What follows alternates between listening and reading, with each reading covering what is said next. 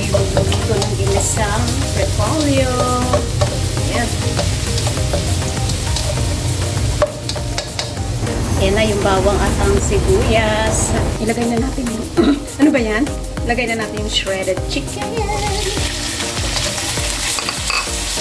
Nasa mix pa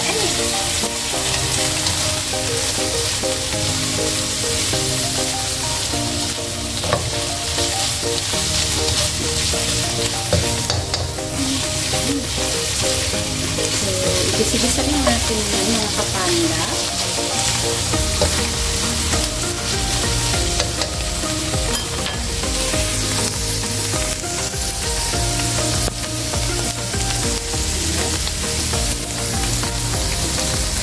Then, yung ating nahiwa-hiwang repolyo.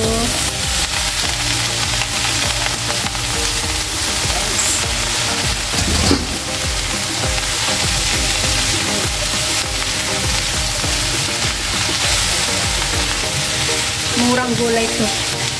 Pero paborito ng mga amo. Ako din paborito ko. Ayan. Gisa-gisa lang natin. Hindi tayo maglalagay ng carrots kasi bawal sa ating amo.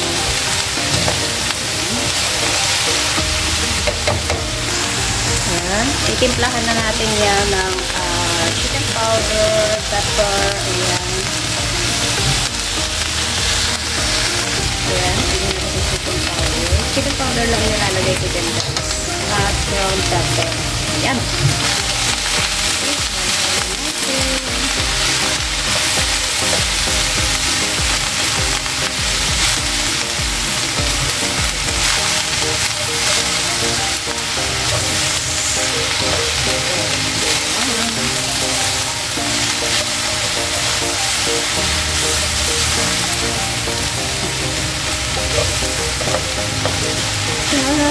Tayo'y mag-iisa. Siyempre, lagyan natin ng konting tubig.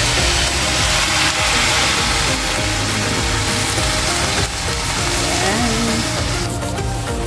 Tapos ihalo-halo-halo natin. Kewer lang natin na ganyan guys. O diba? Simple lang ang ating gulay. Tapos ating tatakpan. Ang ingay ng aking washing machine guys. Ganun talaga.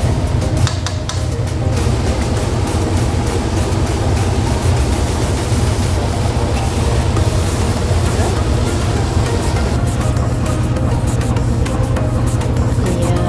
Ano lang guys ang kanilang gulay. Diba? Ingay ng ating washing machine guys. Ayan. Ayan na mga kaaning-aning mga kapanda. Nakaluto na tayo ng ating gulay. Simpleng gulay lang yan guys. Ginisang repolyo. Salamat at ingat. Marami pong salamat sa ating silent viewers, super chatter, members, at saka sa ating friends in the live chat. Maraming pong salamat. And ingat po kayong lahat. God bless. Mua chup chup.